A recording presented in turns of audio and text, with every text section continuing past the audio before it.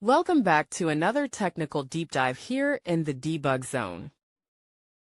Today we're tackling a big question and breaking it down with insights from other users. Hopefully this clears up some misconceptions and helps you get the answer you need. So buckle up, stay a little curious, and let's jump right in.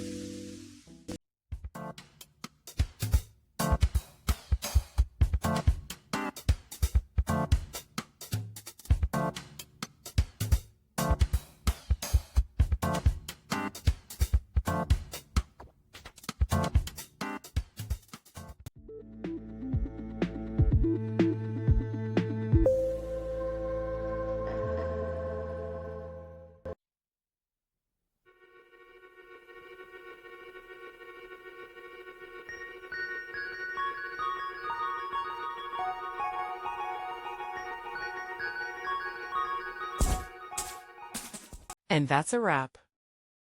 I hope you found the answer you were looking for.